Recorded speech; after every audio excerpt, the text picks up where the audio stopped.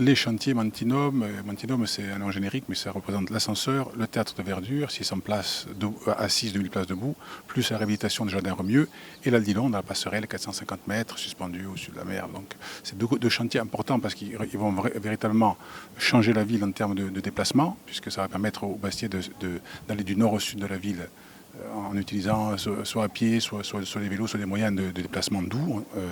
Ensuite, d'un point de vue patrimonial, ce sont des projets qui vont enrichir le patrimoine de la ville, mettre en valeur le patrimoine existant et enrichir le patrimoine, puisque on a la faiblesse de croire que ce sont des objets, des outils qui vont devenir des objets et outils patrimoniaux.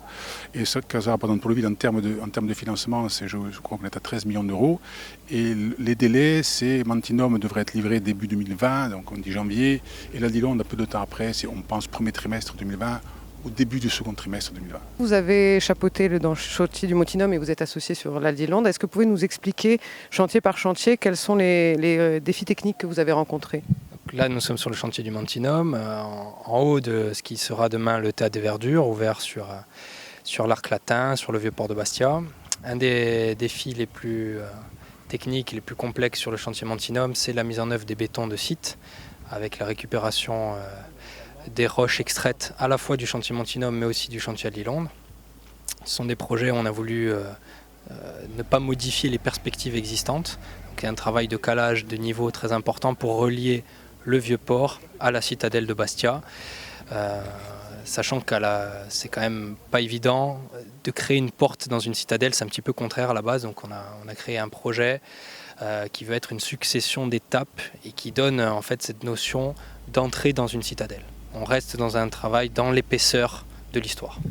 C'est un process assez vertueux, c'est un process comme la mise en œuvre du pisé, sauf que ça reste un béton de site avec les agrégats, avec les matériaux du site, où on n'importe aucun autre matériau. Donc ça a deux avantages, alors à la fois développement durable, ce qu'on fait avec ce qu'on a, on ne va pas extraire ailleurs, et en même temps on redonne des teintes qui sont en accord avec la roche qui existe, avec les teintes du site. Donc c'est un projet qui, quand il sera terminé, là on est en plein chantier, sera, en tout cas c'est notre souhait, déjà très intégré à la citadelle.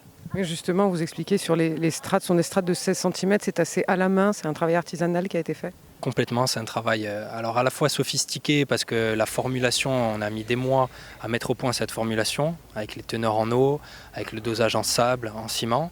Et en même temps, c'est un travail artisanal vraiment où il y a la main de l'homme, où il y a l'irrégularité du maçon. C'est un vrai travail de maçon, de coffreur, de ferrailleur qui est fait à l'avancement.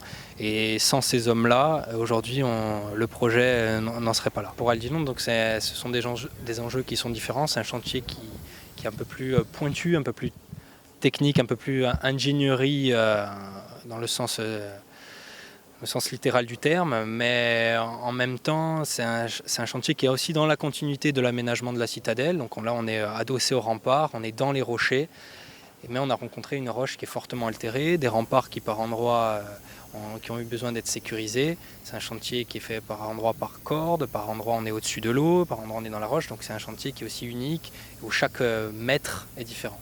Justement, eu égard aux grosses tempêtes que nous avons eues ces dernières années, beaucoup de gens se posent la question de la sécurité et surtout de la stabilité de l'installation face à des grosses houles. Oui, c'est légitime, hein.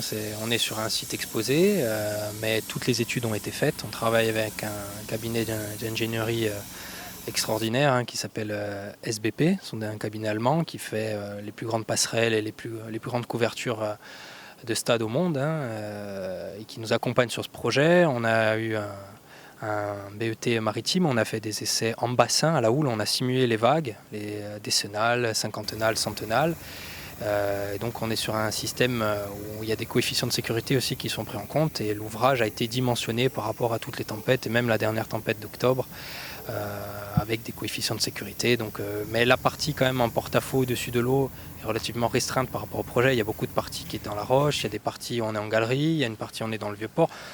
Donc en fait il y a plusieurs projets dans le projet et chaque technique est éprouvée mais elle est adaptée à un site spécifique particulier.